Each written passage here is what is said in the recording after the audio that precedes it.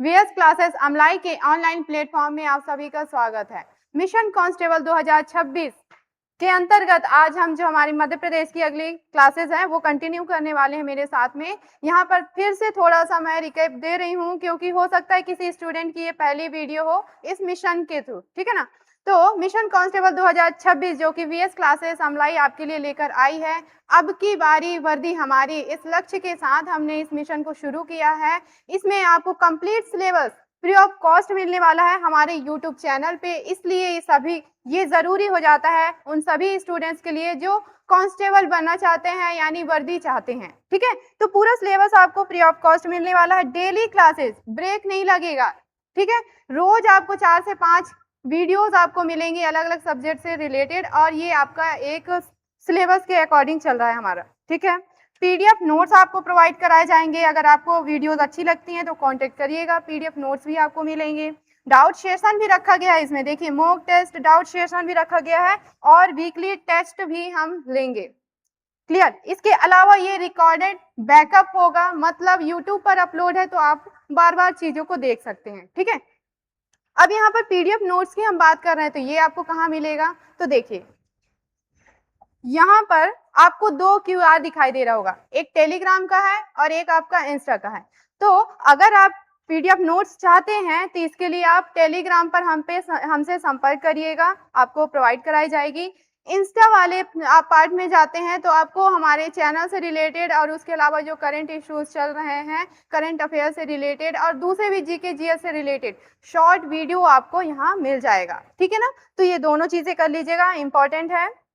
आगे अब बात करते हैं कांटेक्ट नंबर की, कि ये सारी चीजें तो हो गई कि यूट्यूब पे हम वीडियो अपलोड कर रहे हैं तो वो ऑनलाइन क्लासेस के रूप में आपको मिल जाएंगी। इसके अलावा ऑफलाइन क्लासेस भी हमारी यहाँ पर संचालित हो रही हैं, जिसके लिए आप यहाँ पर नंबर 9302707186 इसके माध्यम से आप कांटेक्ट कर सकते हैं और ऑफलाइन क्लासेस चाहते हैं तो ऑफलाइन भी आप ज्वाइन कर सकते हैं। फीसेस बहुत कम रखी गई हैं और क्वालिटी में कमी नहीं आएगी। ऐसा नहीं कि ऑनलाइन में अलग पढ़ा रहे हैं ऑफलाइन में अलग, हाँ, लेकिन सामने पढ़ाने पर कई चीजें ऐसी होती हैं हम इंक्लूड करते हैं, समझाने में ज्यादा आसानी होती है, ठीक है।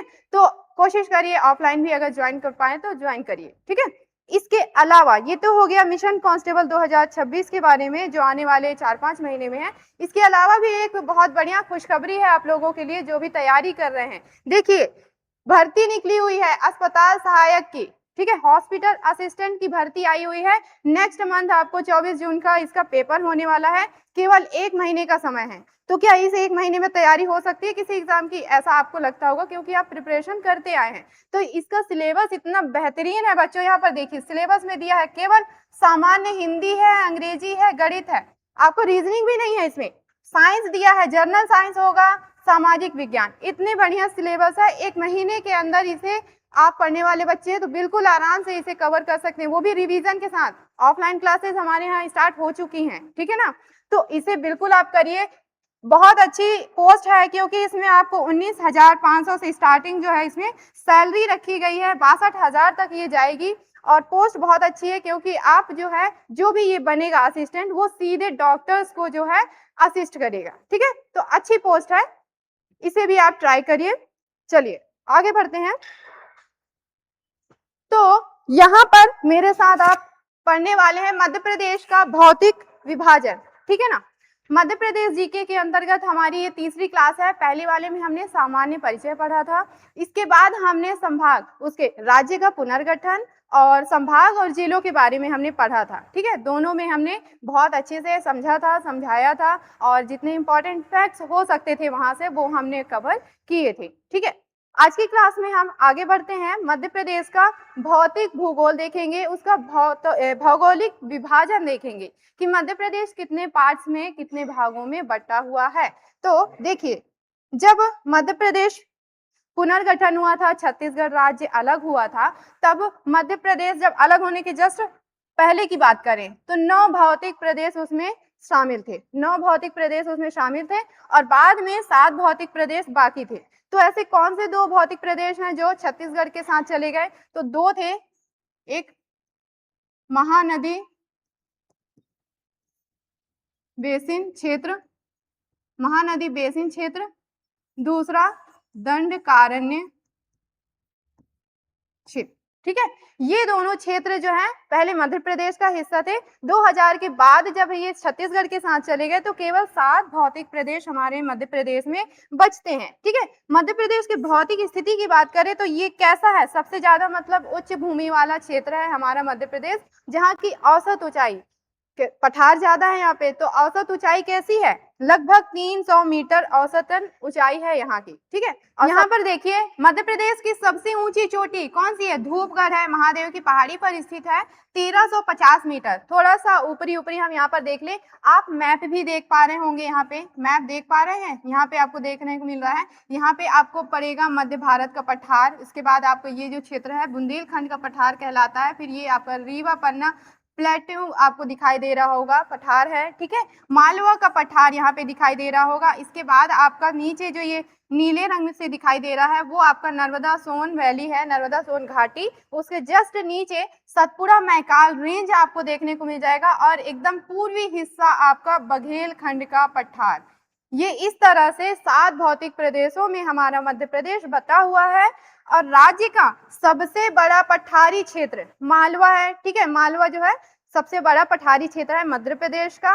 राज्य की सबसे बड़ी नदी या प्रमुख नदी, ठीक है, इसकी जीवन रेखा कहना चाहिए, मध्य प्रदेश की जीवन रेखा है नर्मदा नदी। तो ये कुछ थोड़ा सा उसका ओवरव्यू हमने यहाँ पे देखा। थोड़ा सा मैं इसको और डिटेल करती हूँ, देखिए, हाँ मैप के साथ देखते हैं, ज्यादा अच्छे से समझ में आएगा। तो 7 भौतिक प्रदेशों में बटा है। इससे पहले मैं इसको आपको बता दूं किस तरह से ये बटा हुआ है। ठीक है, तो हमने बात किया कि 2000 की बात किया, 2000 में मध्य प्रदेश में कितने भौतिक प्रदेश थे, 9, और इसके बाद फिर हो गए 7 भौतिक प्रदेश।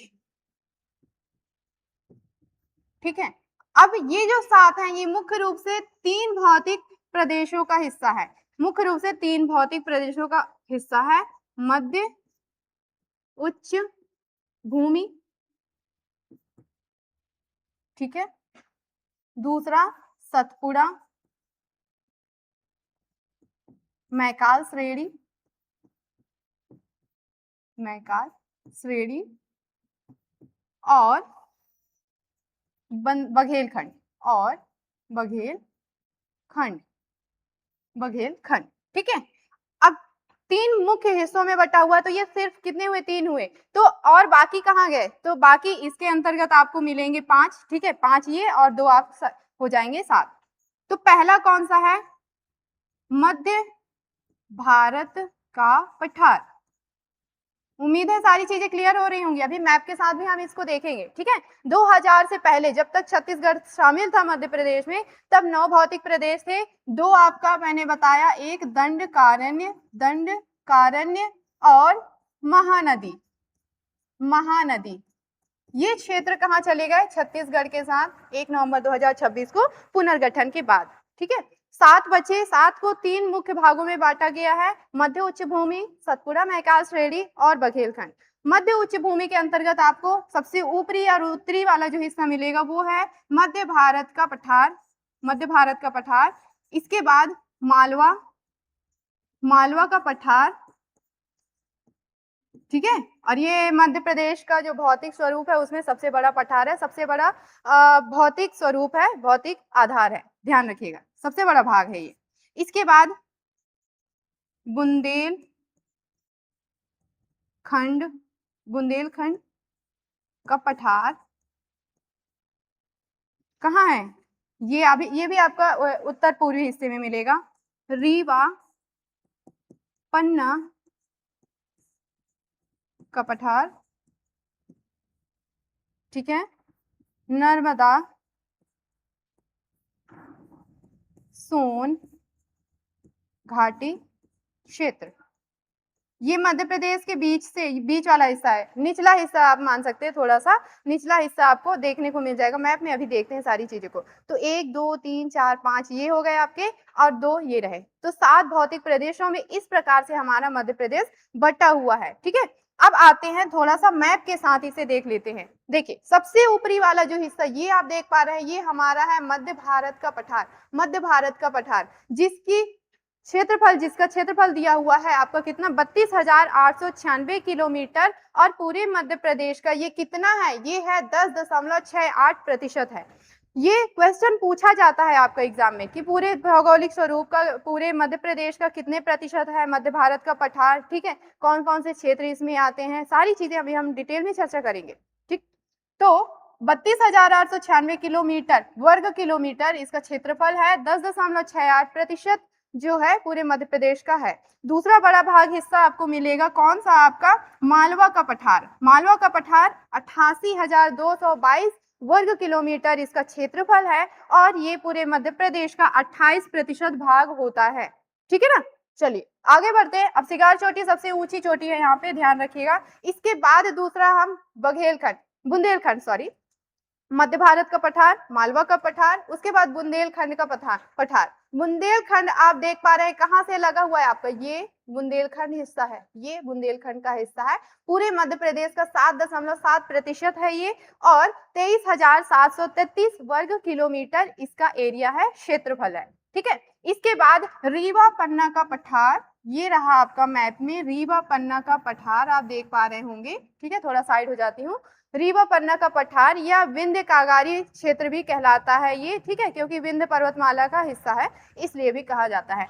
तो इसका प्रतिशत कितना है, 10.37% है। यहाँ पे थोड़ा सा डेटा गलत लिखा हुआ है, 31,954 वर्ग किलोमीटर का ये एरिया है, और 10.37% है पूरे मध्य प्रदेश का, ठीक है। इसके बाद आता है हमारा नर्मदा सोन घाटी क्षेत्र। ये आपके मध्य प्रदेश के मैप में थोड़ा सा दक्षिणतम हिस्सा है, ठीक है ना, बीच में नहीं आता, थोड़ा सा निचला हिस्सा है ये मैप में, ये वाला हिस्सा।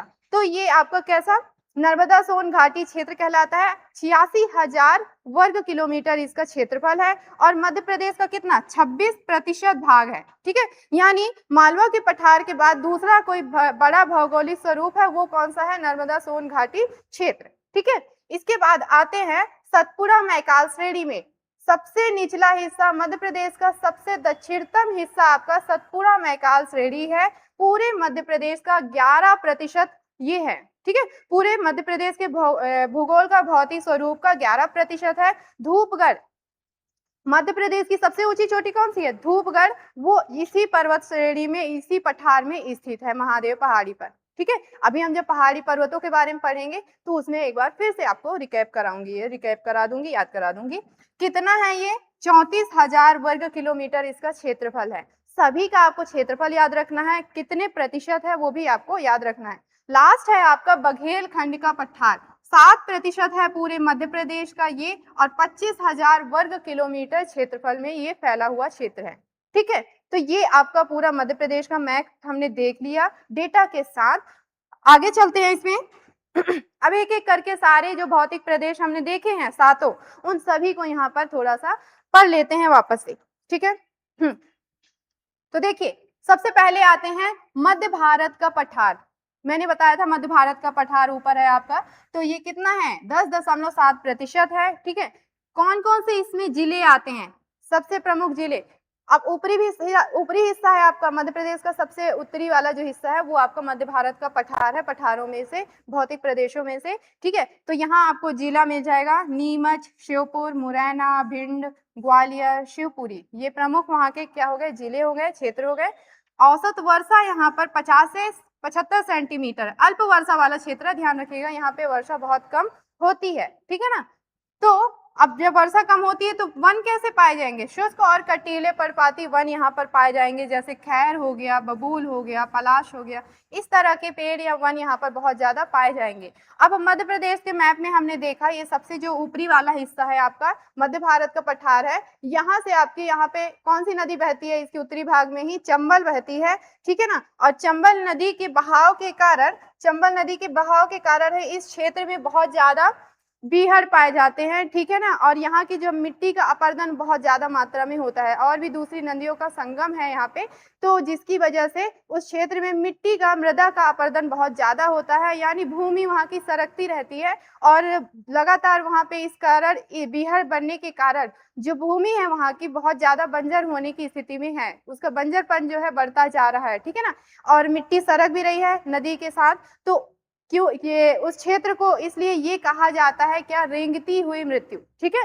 क्या कहा जाता है, ध्यान रखिएगा। जो मध्य भारत का पठार है, यहाँ पे चंबल का क्षेत्र पाया जाता है, ठीक है, चंबल नदी का क्षेत्र भी पाया जाता है, तो वो कैसे, उसे कहते हैं रेंगती हुई मृत्यु। क्यों, क्योंकि बहुत ज्यादा मृदा का क्षरण या मृदा का अपरदन होता है इस वजह से, ठीक है। अब देखिए यहाँ पे मुख्य रूप से जो नदी है कौन कौन सी पाई जाती हैं, इधर नदियां चंबल है, सिंध है, काली सिंध, पार्वती आदि, ये इस तरह की प्रमुख नदियां पाई जाती है, ठीक है। और मिट्टी कौन सी पाई जाती है आपकी, जलोढ़, जलोढ़ मिट्टी पाई जाती है। इसे एक चीज और कहा जाता है, कछारी मिट्टी, कछारी मिट्टी, ठीक। मतलब जो नदियों के द्वारा बहाकर लाई गई मिट्टी है उसे जलोढ़ मिट्टी कहते हैं और उसी को दूसरा कछारी मिट्टी भी कहते हैं। मुख्य रूप से चंबल, सिंध, पार्वती, काली सिंध, ये नदियां जो है इस तरह बहती हैं। काली सिंध पूरा कंप्लीट करते हैं इसे, काली सिंध, पार्वती आदि, इस तरह की नदियां इस क्षेत्र में बहती हैं, ठीक है। अब देखिए जो इस क्षेत्र में सबसे अच्छा क्या होता है, सरसों होती है, इसलिए इसे सरसों की हांडी, मध्य भारत का पठार, इसे मध्य प्रदेश की सरसों की हांडी कहा जाता है, ठीक है। और बताया था मैंने कि चंबल नदी, इसके द्वारा जो बीहड़ है बनाए जाते हैं उत्तरी भाग में, बहुत ज्यादा प्रभावित हुआ प्राकृतिक क्षेत्र है, बहुत ज्यादा मृदा अपरदन वाला ये क्षेत्र है, ठीक है। आगे बढ़े दूसरे भौतिक प्रदेश की तरफ। दूसरा है आपका मालवा का पठार। मालवा का पठार हमने देखा था कौन सा हिस्सा है, ये मध्य प्रदेश का पश्चिमी हिस्सा है, ठीक है, पश्चिमी हिस्सा है। वहां पर आपको प्रमुख जिले मिल जाएंगे, इंदौर, उज्जैन, देवास, आगर मालवा, रतलाम, धार, झाबुआ आदि, ये प्रमुख जिले हैं। औसत वर्षा यहाँ पर भी औसत वर्षा जो है कम ही होती है वर्षा, ठीक है, 50 से 75 सेंटीमीटर है, ठीक। वन कैसे पाए जाएंगे, तो शुष्क पर्णपाती वन, क्योंकि यहाँ पे भी वर्षा कम है, देख पा रहे हैं आप वहाँ का औसतन जो कितने सेंटीमीटर वर्षा हो रही है, उसी के आधार पर हम वहाँ के वनों के बारे में, फसलों के बारे में अंदाजा लगा सकते हैं कि कौन सा फसल किस तरह की जलवायु को डिजर्व करता है, तो इस हिसाब से वो वहाँ पर उगती हैं, ठीक है। तो इधर आपको बबूल, पलास, तेंदुपत्ता इस तरह के वृक्ष देखने को मिलेंगे, ठीक है। नदियां कौन सी बहेंगी, वही चंबल, चंबल, ठीक है, वह इंदौर से निकला हुआ है, मऊ इंदौर से, जरापाव पहाड़ी से, चंबल, तवा, पार्वती आदि, इस तरह की प्रमुख नदियां बहती हैं। ये हो गई नदियां। मिट्टी की बात करें तो यहाँ पर काली मिट्टी पाई जाती है, काली मिट्टी,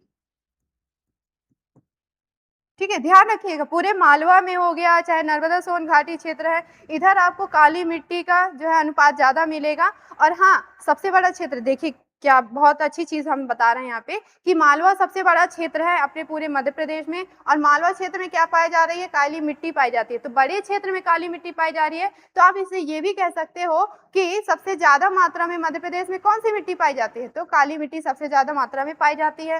और काली मिट्टी गेहूं के उत्पादन के लिए सबसे उपयुक्त होती है, सबसे उपयुक्त मिट्टी होती है, इसीलिए मालवा के पठार को गेहूं की डलिया भी कहा जाता है, गेहूं के उत्पादन के कारण गेहूं की डलिया भी कहा जाता है। और इस क्षेत्र की सबसे ऊंची चोटी सिगार चोटी है, 881 मीटर उसकी हाइट है। इतनी चीजें याद रहेंगी, ठीक है। इसके अलावा कर्क रेखा इसके बीच से गुजरती है, याद है ना, हमने पढ़ा था 14 जिलों के बारे में, जिसमें उज्जैन भी शामिल था आपका, ठीक है, रतलाम भी शामिल था, रतलाम, उज्जैन, ये सारे। तो आगे हमने देख लिया मालवा का पठार, इसके बारे में, नदियां कौन कौन सी बहती हैं, मिट्टी कौन कौन सी है, किस फसल के लिए ये उपयुक्त है, और कैसे वन पाए जाते हैं, हो गए, ठीक। अगला भौतिक प्रदेश है हमारा बुंदेलखंड का पठार, ठीक है, उत्तर पूर्वी वाला हिस्सा है मध्य प्रदेश के ये मैप में। यहाँ पर प्रमुख जिले कौन कौन से पाए जाते हैं? दतिया, सागर, अशोकनगर, टीकमगढ़, जिला निवाड़ी, छतरपुर, पन्ना, ये आदि। इस तरह के ये जिले प्रमुख रूप से पाए जाते हैं, उधर स्थित हैं।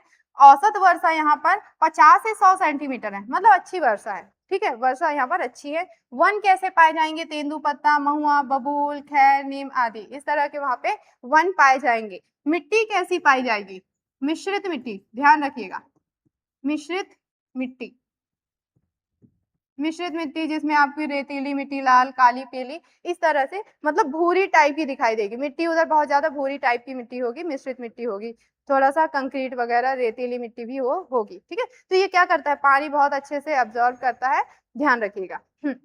मध्य प्रदेश का कुछ एक्स्ट्रा फैक्ट है, उसे भी देख लेते हैं। मध्य प्रदेश का सर्वाधिक सूखा प्रभावित क्षेत्र है ये, ठीक है, सबसे ज्यादा सूखा प्रभावित क्षेत्र है। बेतवा नदी को बुंदेलखंड की गंगा, बहुत ही मोस्ट इंपॉर्टेंट फैक्ट है, इसे आप लोग बहुत अच्छे से याद रखेंगे, ठीक है। बेतवा नदी बहती है यहाँ पर आपके बुंदेलखंड क्षेत्र में।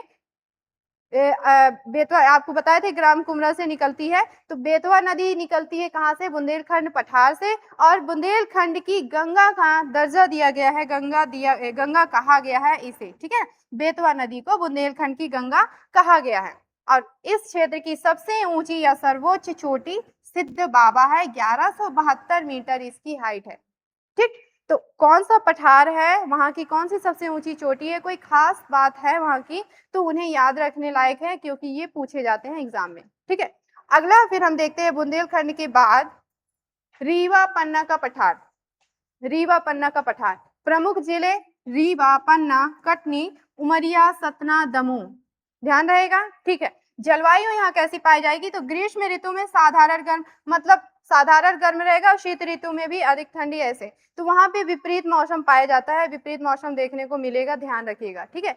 गर्मी में ज्यादा गर्मी और ठंडी में बहुत ज्यादा ठंडी होगी। वनों में बांस, तेंदुआ, खैर, शीशम आदि ये पाए जाएंगे। मिट्टी की अगर बात करें, मिट्टी, तो मिश्रित मिट्टी यहाँ पाई जाएगी, मिश्रित मिट्टी पाई जाएगी, वही लाल, काली, पीली सब मिला करके रेतीली मिट्टी होगी। कुछ एक्स्ट्रा फैक्ट है रीवा पन्ना पठार से, इसे भी समझते हैं। हाँ, रीवा पन्ना का पठार हमने पहले भी देखा स्टार्टिंग में कि ये पूरे मध्य प्रदेश का कितना है? 10.36% है, ठीक है ना।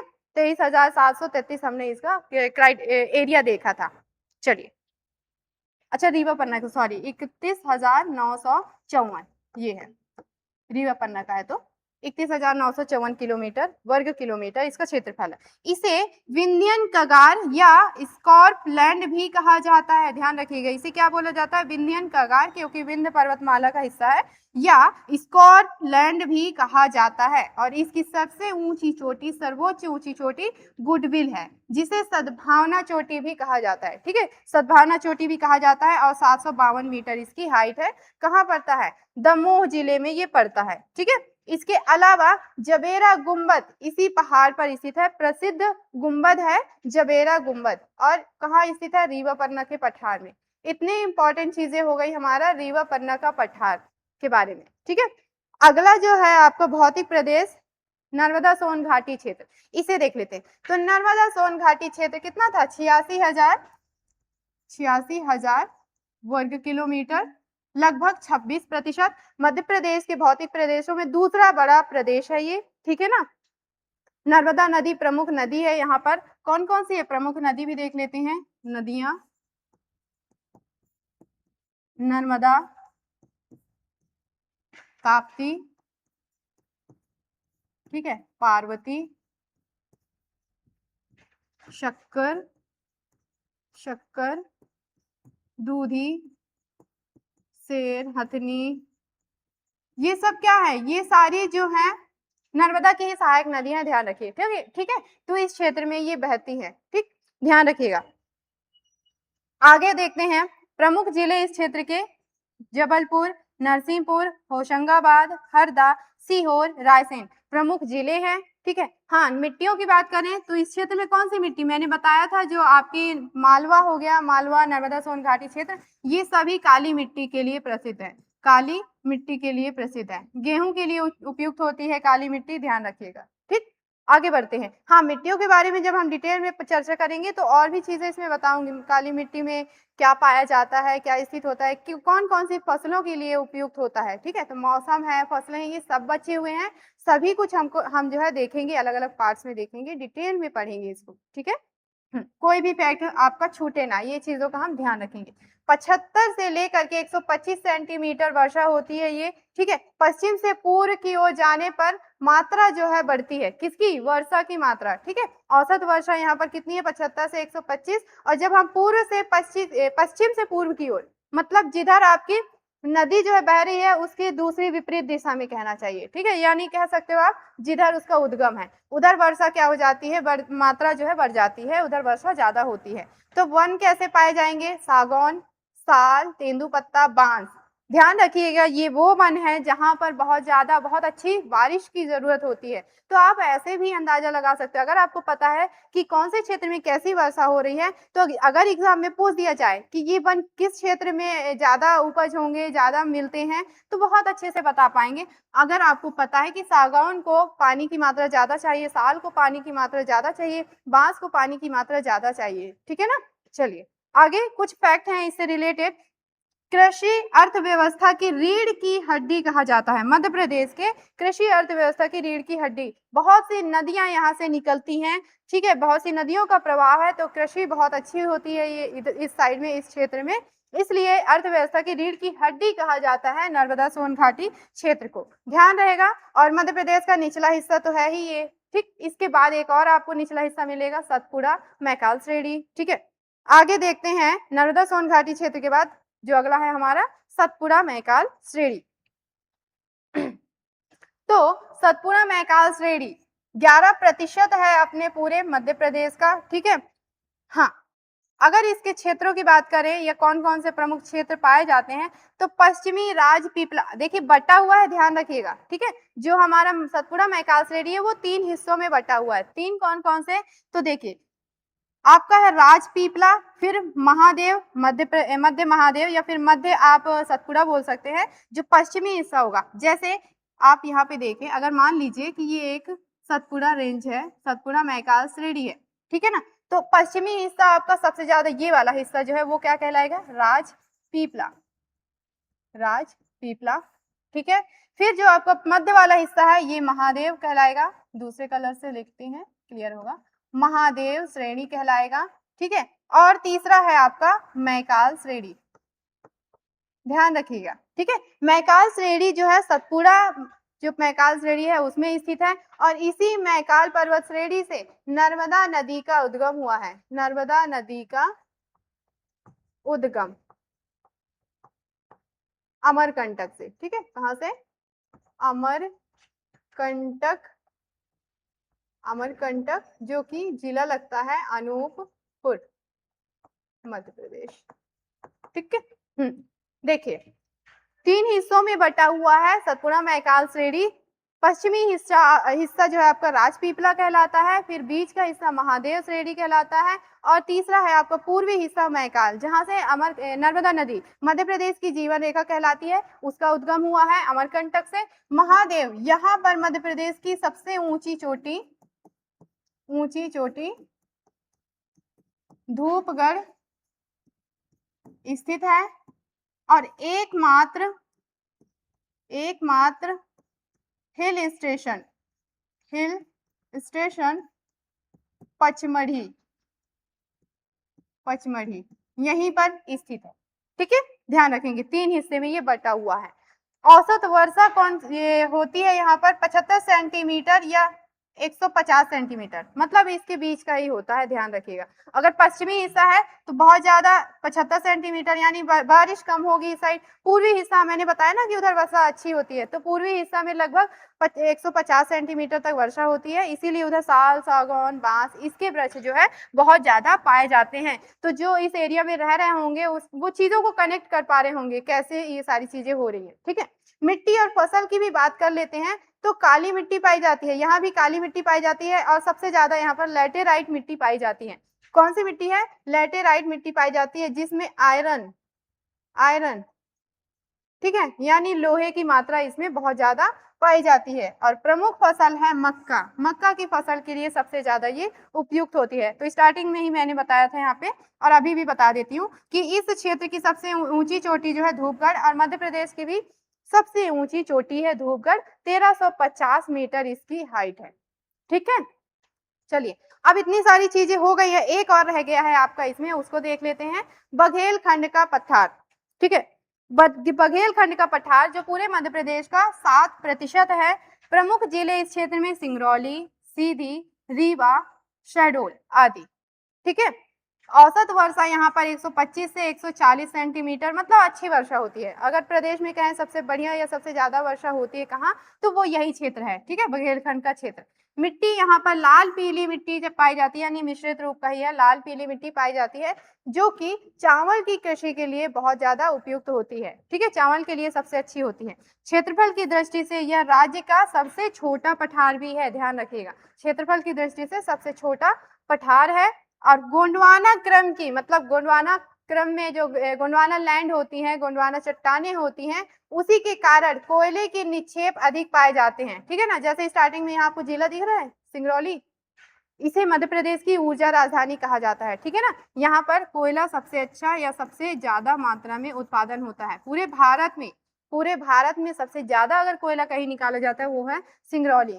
ठीक, और कहाँ पर रहा ये आपके बघेलखंड के पठार में, यहाँ कोयले का निक्षेप अधिक मात्रा में होती है। क्यों होता है, ये गोंडवाना लैंड का हिस्सा होने के कारण। ठीक है, तो हमने यहाँ पर जितने भौतिक प्रदेश हैं मध्य प्रदेश के 7, उन सातों को बारी बारी से देख लिया है, समझा है, कौन सी नदियां बहती हैं, कौन से यहाँ पे मिट्टियां पाई जाती हैं, वन कैसे होंगे, वर्षा कैसी होगी, सारी चीजें हमने यहाँ पे देख ली है। ठीक है, तो ये सारी चीजें देखने के बाद अब एक नजर में फिर से हम इनको थोड़ा सा रिकॉल कर लेते हैं, सारी चीजों को वापस से देख लेते हैं, जल्दी से हम रीड करते हैं। ठीक है, सातों यहाँ पर पठार आपके दिए हुए हैं। मालवा का है तो मालवा 28% है पूरे मध्य प्रदेश का, सबसे ज्यादा है उसका प्रतिशत।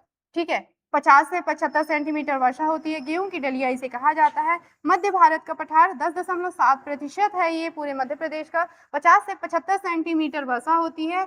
विशेष है, इसे सरसों की हांडी कहा जाता है। ठीक है, बुंदेलखंड का पठार 7.7% है, 75 से 100 सेंटीमीटर वर्षा होती है, सबसे सूखा प्रदेश है, सबसे सूखा हिस्सा है ये पठारी भाग है। रीवा पन्ना का पठार 10.36% है, इसमें आपकी वर्षा क्लियर नहीं कराई गई है, लेकिन कौन सा है आपका रीवा पन्ना पठार है, तो यहाँ पे नॉर्मल वर्षा रहेगी लगभग यही जो आपके बुंदेलखंड में है। ठीक है ना, विंध्यन कगार क्षेत्र इसमें पाया जाता है। नर्मदा घाटी क्षेत्र 26%, दूसरा बड़ा भाग है ये। ठीक है, पठारी भाग है मध्य प्रदेश का, 75 से 25 सेंटीमीटर वर्षा अच्छी है। निचले हिस्से में आपको यहाँ पर कौन कौन से वन देखने को मिल जाएंगे, नर्मदा सोन घाटी क्षेत्र है तो हमने बताया था साल, सागौन और शीशम, ये वाले जो है वन इधर बहुत अच्छे पाए जाते हैं। सतपुड़ा मैकाल श्रेणी की बात करें तो 11% है, 75 से 150 सेंटीमीटर यहाँ पर वर्षा होती है। और धूपगढ़ सबसे ऊंची चोटी मध्य प्रदेश का यहीं पर स्थित है। बघेलखंड का पठार 7% है, सबसे छोटा है। ठीक है, सबसे छोटा पठारी भाग है और 125 से 140 सेंटीमीटर, और मतलब बस वर्षा है, यानी वर्षा बहुत अच्छी होती है इस क्षेत्र में।